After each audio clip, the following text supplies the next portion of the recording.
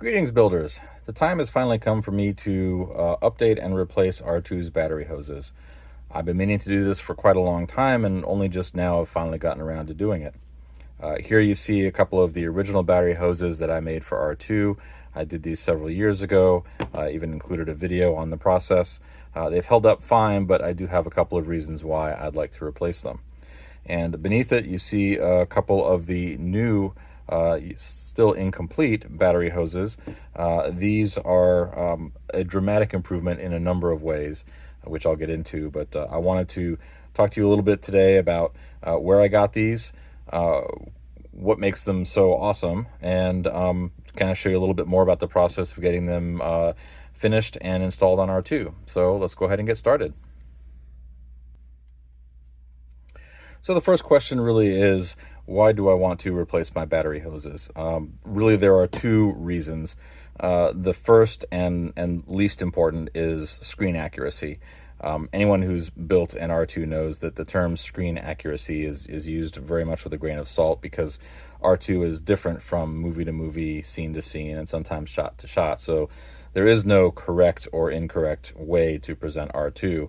However, that being said, what we have here really is pretty far from any version of the battery hoses that you see in the films. The second, though, and more important reason is when I built these out of some AN6 hose that I got off of Amazon. And the braiding on here is very tight, and these hoses are very, very stiff. When you bend them to connect between the footshell and the battery box, the lateral force on this trying to open itself back up was enough that a couple of times this little magnetic bit, which screws into the bottom of the battery box, I had probably only printed with a couple of perimeters. The spring force was enough that it actually sheared this right off, and so I had to replace. I think I've had to replace two of these in the couple of years since I started running R2. So that's just been an annoyance and something that I've always worried might happen on an event or on a trek or whatever. So anyway, I figured the time had come for me to replace them. So these new battery hoses I picked up at DroidCon from Drew Barber. He has a run for these over on astromech.net. I will include a link to his run in the video description. Drew has done an exceptionally insane amount of research and digging around to try and find what is basically the gold standard of screen accuracy for battery hoses. As I mentioned before, the screen accuracy part is kind of an added bonus for me. I love the fact that these are just much more flexible. If you compare that to this, I mean, this is like a rigid thing, and this is much more floppy. This is actual bronze braiding, so this obviously doesn't need any color. This is his unweathered version that he provides. Over time, this will naturally achieve sort of a brownish patina, which will be very much in line with what you see in the films. Although Drew does offer weathered versions of these. He has perfected some means of getting varying degrees of weathering, so you can get that weathered look right off the bat. But the main difference, though, would be looking at the braids. Let's see if we can get some close-up look. So if we zoom in really close on this one here, you'll see how tightly packed those braids are. Let me see if I can zoom in even more. And you can see too that each one of those braids, I think I counted 10 or 11 strands of wire in there. And because these are so tightly packed, you just lack that flexibility in the hose. If you compare that to these hoses here, you'll see a dramatic difference. And this is a testament to the research that went into trying to find an exact match of the braids to what was used in the actual films themselves. So right off the bat, you can see there are only 5 strands for each one of the braids, and you can see that there's a little bit more gap between each one of the braids, and I think that helps improve the flexibility greatly. And I think when Drew did his research, He went to as far as making sure that the number of wires and the gauge of each wire used in the braiding was a match to an actual screen used R2. Actually, I think his might have been from Empire Strikes Back, the reference pictures that he had. But the braiding on these is just spectacular. So actual bronze braiding, which is really fantastic, much more flexible, and just a much better approximation to what you would expect on an actual R2. In addition to ensuring that the hose itself is as close to screen accurate as possible, Drew has also provided some additional 3D printable KHFs, the knurled hose fittings.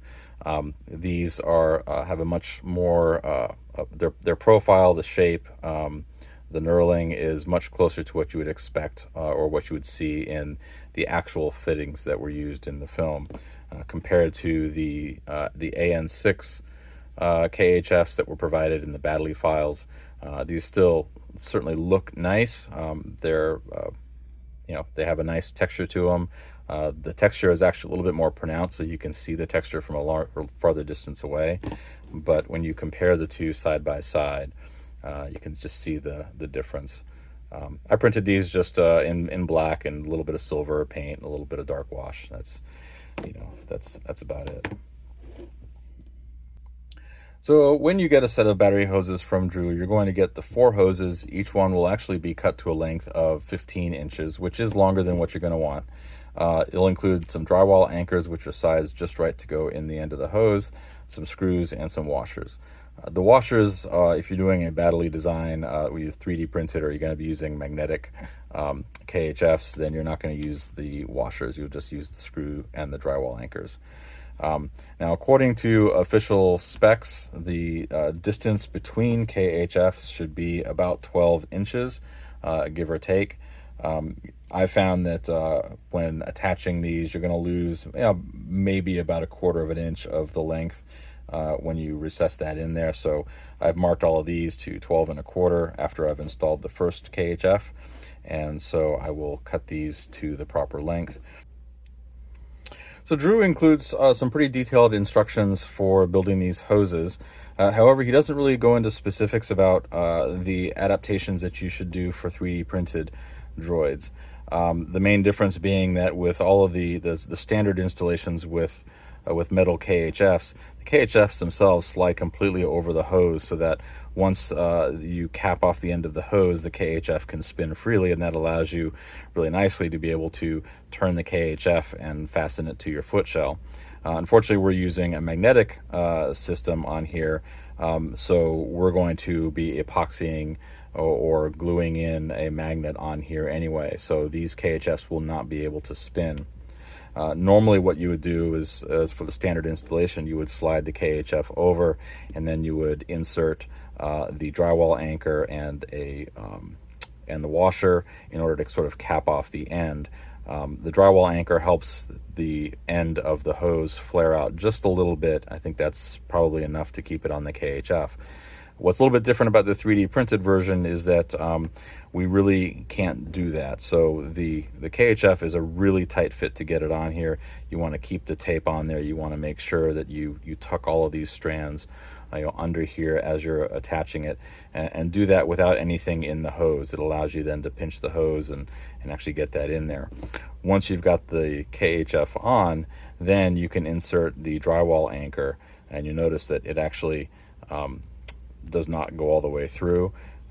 So what I've found is my X-Acto knife handle is just the right size to press the drywall anchor into the hose through the KHF. You want to make sure that you push that in as far as you can until it can't go in any further.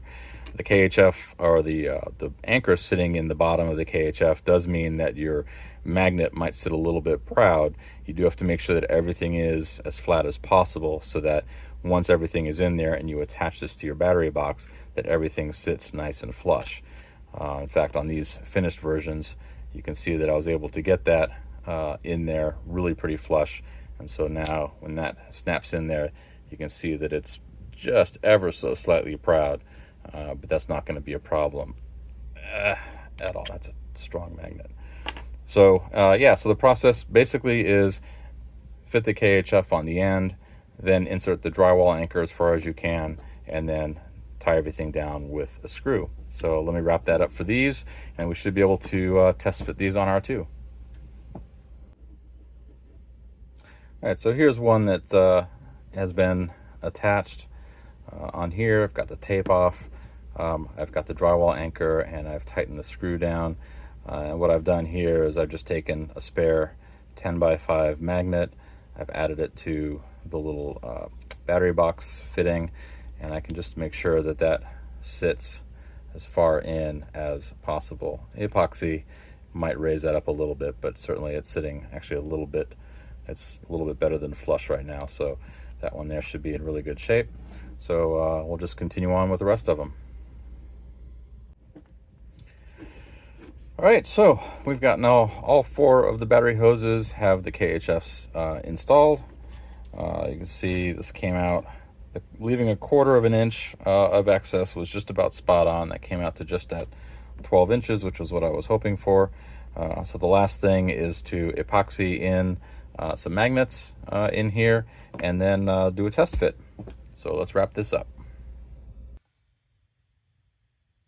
Well, I'm definitely happy with the final result. I think the length of these is just right, and the color of the bronze braiding really pops on R2. Most importantly though, I'm not worried about those nubs on the battery boxes ever shearing off unexpectedly. Overall, this was just a really nice, quick and easy update for R2. We've got a few events coming up in October, including Aaron Scare, which we're really looking forward to. That's always our favorite event. And I think with just a little bit of a refresher, he'll be ready to go. So thanks for watching. I'll talk to you next time.